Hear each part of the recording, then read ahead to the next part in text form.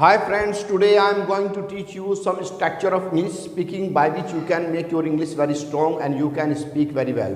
आपकी इंग्लिश को बहुत ज़्यादा स्ट्रॉन्ग और पावरफुल बनाने के लिए और आपकी इंग्लिश के अंदर इम्प्रूवमेंट करने के लिए मैं इंग्लिश स्पीकिंग में ऐसे स्ट्रक्चर लेकर आया हूँ जो सबसे ज़्यादा बेसिक रूप में जो हम अपनी इंग्लिश स्पीकिंग बोलते हैं। चलिए तो हमारे तीनों स्ट्रक्चर आपके सामने रखे हुए हैं। पहला स्ट्रक्चर है हमारा आई हैव टू या हैज़ टू प्लस वर्ब की फर्स्ट फॉर्म प्लस ऑब्जेक्ट, जिसका मतलब होता है मुझे एक्शन करना पड़ता है, मुझे एक्शन करना पड़ता है, मुझे एक्शन करना पड़ता है या पड़ती है या पढ़ते हैं। तीनों कंडीशन में जो है हम क्या करते हैं, हैज़ टू और हैव टू का प्रयोग करते हैं। अगर कहीं पर ऐसा सेंटेंस आ जाता है जैसे मुझे जाना है, मुझे बात करनी है, हमें आना है, उन्हें देखना है, तो इस तरीके के सेंटेंस जो भी वो भी हम हैज़ टू और हैव टू से बना लेते हैं। जैसे मुझे जाना है तो ना है या नी है या ने है, ऐसे सेंटेंस भी हम क्या करते हैं वो हैज़ टू और हैव टू से बना लेते हैं। चलिए हमें सीख रहे हैं आई हैव टू और हैज़ टू से एक एग्जाम्पल ले लेते हैं और उसको प्रैक्टिस में करके देखते हैं। जैसे मुझे जाना पड़ता है, मुझे जाना पड़ता है, मुझे इंग्लिश बोलनी पड़ती है, मुझे उनसे मिलना पड़ता है, मुझे जो है स्कूल जाना पड़ता है, तो इस तरीके के सेंटेंस आप हैज़ टू हैव टू से बोल लेते हैं। जैसे मुझे स्कूल जाना है तो नानी में भी देख लेते हैं, मुझे वापस आना है, ठीक है, तो इसमें भी हम जो है हैव टू हैज़ टू का प्रयोग करते हैं। चलिए एग्जाम्पल ले लेते हैं कि यहाँ पर मुझे स्कूल जाना पड़ता है, आई के साथ हैव लगाएंगे, I have to go to school, मुझे स्कूल जाना पड़ता है या मुझे स्कूल जाना है या मुझे स्कूल जाना पड़ता है, दोनों कंडीशन में आप जो है हैव टू का ही प्रयोग करेंगे। ठीक, ये यहाँ पर जो है हैव टू और फिर हम सिंगुलर नंबर एक वचनकर्ता के साथ हैज़ टू लगाते हैं और बहुवचनकर्ता प्लूरल नंबर सब्जेक्ट के साथ जो है हैव टू का प्रयोग करते हैं। चलिए हम प्रैक्टिस करके देख लेते हैं ऐसे सेंटेंस जो हम अपने सब्जेक्ट के अंदर इस्तेमाल कर लेते हैं। ओके, हमारे सब्जेक्ट यहाँ पर लिखे हैं ही सी इट देवी आयु। ओके, इनसे हम जो है प्रैक्टिस कर लेते हैं। ही सी इट ये सिंगुलर नंबर एक वचनकर्ता होते हैं और देवी आयु प्लूरल नंबर बहुवचनकर्ता होते हैं। तो यहाँ पर जो है क्या होता है, ही सी इट के साथ हम हैज़ टू का प्रयोग करते हैं और देवी आयु के साथ जो है हैव टू का प्रयोग करते हैं। ठीक, अब हम इसके जो है अपने जो है प्रैक्टिस कर लेते हैं सब्जेक्ट के अकॉर्डिंग। उसे जाना पड़ता है, ही हैज़ टू गो, उसे जाना पड़ता है, सी हैज़ टू गो, इसे जाना पड़ता है, इट हैज़ टू गो, उन्हें जाना पड़ता है, दे हैव टू गो, और हमें जाना पड़ता है, वी हैव टू गो, और मुझे जाना पड़ता है, आई हैव टू गो, और तुम्हें जाना पड़ता है, यू हैव टू गो।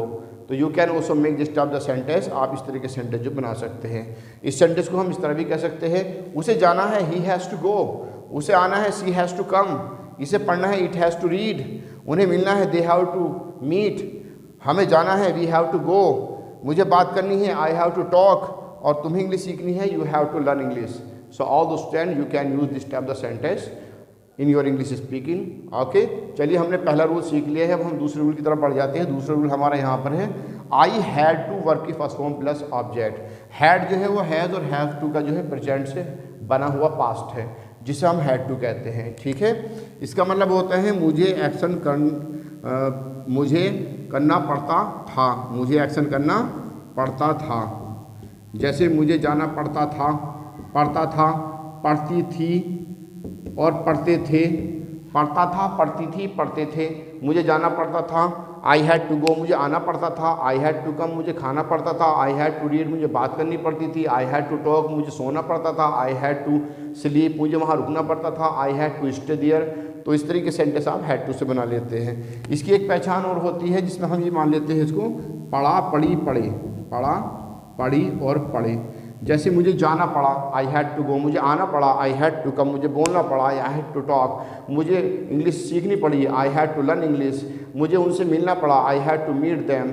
तो इस तरीके से सेंटेंस पढ़ा पढ़ी वाले सेंटेंस के अंत में सेंटेंस में पढ़ा पढ़ी आता, तो वहाँ पर हम हैड टू का प्रयोग कर लेते हैं। चलिए इसका भी एक एग्जाम्पल ले लेते हैं और एग्जाम्पल से अपनी जो है इंग्लिश को स्ट्रॉन्ग करते हैं। I had to go there, मुझे वहाँ जाना पड़ता था, I had to go there, मुझे वहाँ जाना पड़ता था। ठीक, मुझे आना पड़ता था, आई हैड टू कम। अब हम इसको जो है आई हैड टू का प्रयोग जो है अपने सभी सब्जेक्ट के अकॉर्डिंग कर लेते हैं और उसकी प्रैक्टिस करके अपनी इंग्लिश स्पीकिंग को स्ट्रांग बनाते हैं। चलिए, उसे जाना पड़ता था, ही हैड टू गो, उसे आना पड़ता था, सी हैड टू कम, इसे खेलना पड़ता था, इट हैड टू प्ले, उन्हें जाना पड़ता था, दे हैड टू कम, हमें सोना पड़ता था, वी हैड टू स्लीप, मुझे रुकना पड़ता था, आई हैड टू स्टे, और तुम्हें इंग्लिश सीखनी पड़ती थी, you had to learn English. So all this time you can use the second rule, first rule and second rule, both rule you can also improve and speak in your English speaking. Okay, चलिए, हमारा तीसरा structure है I will have to verb की first form plus object. हमने पहला rule सीखा present में, दूसरा हमने सीखा उसे पास्ट में, अब तीसरा हम सीख रहे उसे फ्यूचर में।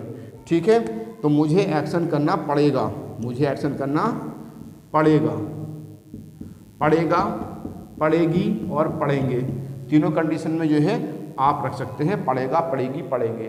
ठीक, तो मुझे जाना पड़ेगा, I will have to go, मुझे आना पड़ेगा, I will have to come, मुझे उनसे मिलना पड़ेगा, I will have to meet, मुझे इंग्लिश सीखनी पड़ेगी, I will have to learn English, मुझे इंग्लिश बोलनी पड़ेगी, I will have to speak English. तो यहाँ पर विल हैव टू का प्रयोग करते हैं। तो मुझे जाना पड़ेगा, I will have to go, I will have to go, I will have to go there, मुझे वहाँ जाना पड़ेगा, मुझे इंग्लिश सीखनी पड़ेगी, I will have to learn English, मुझे नौकरी करनी पड़ेगी, I will have to do job. तो इसको भी हम प्रैक्टिस कर लेते हैं अपने सब्जेक्ट के अकॉर्डिंग और अपनी इंग्लिश स्पीकिंग में जो है इसे हम बोल लेते हैं। चलिए, यहाँ पर हमारे सब्जेक्ट लिखे he she it they we are you, इसके अंदर जो है हम उसको इम्प्रूवमेंट करके देख लेते हैं। उसे खेलना पड़ेगा, he will have to play, उसे बात करनी पड़ेगी, she will have to talk, इसे शादी करनी पड़ेगी, it will have to marry, उन्हें वहाँ पहुँचना पड़ेगा, they will have to reach there, हमें इंग्लिश बोलनी पड़ेगी, we will have to learn English, मुझे इंग्लिश सीखनी पड़ेगी, I will have to learn English, और तुम्हें इंग्लिश पढ़ानी पड़ेगी, you will have to teach English. तो सभी स्टूडेंट ने तीनों स्ट्रक्चर को सीख लिया है, आप इसका इस्तेमाल